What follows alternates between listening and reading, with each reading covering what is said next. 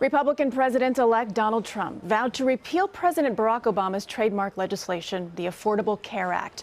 During the final week of his campaign, Trump went so far as to say that he might summon Congress into a special session to accomplish that task. Joining me now is Betsy McCoy, former Lieutenant Governor of New York. She's an advocate for repealing Obamacare. So this has been a big issue on the campaign trail, and it's very much so, and no surprise, since Obamacare has been giving patients and doctors and businesses so many problems. Well, let's take this, though, from a consumer point of view, because a lot of people are now wondering what's going to happen to my health care.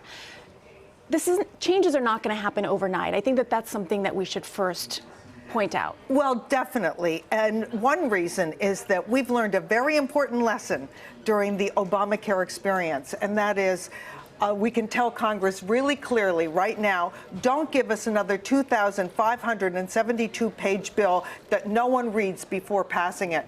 You know, a long time ago, James Madison, the architect of the Constitution, warned never to allow Congress to pass a law, and these are his words, so voluminous that no one in Congress reads it, or so frequently changed that a reasonable person doesn't know what it says. And that's Obamacare to a T. So no more 3,000 or more page bills that no one reads before signing it into law. But what is the first step here? I mean, that's the past, okay? So we have Obamacare. Our new president-elect says, I want to get rid of it. What's the first step? The first step is to consult with members of Congress. And please keep in mind that this election yielded not only a Republican in the White House, an agent of change, but also Republican majorities in both houses of Congress. And the Republican Party is very ready to repeal and replace Obamacare. They've been working on plans for several years. The House majority has at least one plan all set to go that's very similar in many ways to what a President-elect Trump has been working on. So it's not as if they're starting at ground zero here. They've been thinking about it, consulting with experts, and working on this for a long time. And they also, I know that they do have the majority, but a Democratic side of the issue as well is they want to pull them into their beliefs. Oh, of course. Consensus is always better on something as important as health care.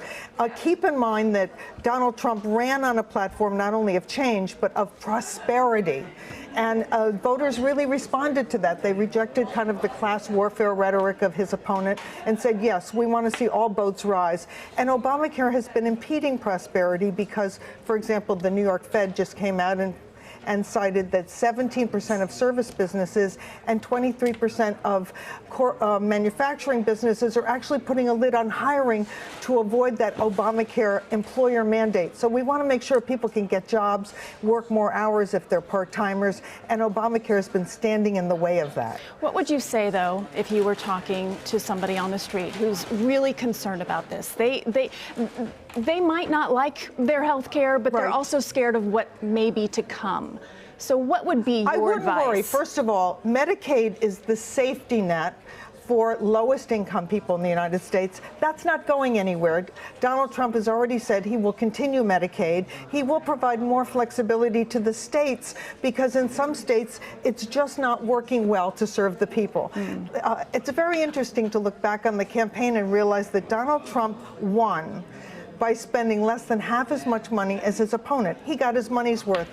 And I believe that he's very determined to ensure that the taxpayers of this country get their money's worth, more for every dollar. And one way to do that is to block grant Medicaid so that state administrators who are closer to the people they serve can make the best decisions.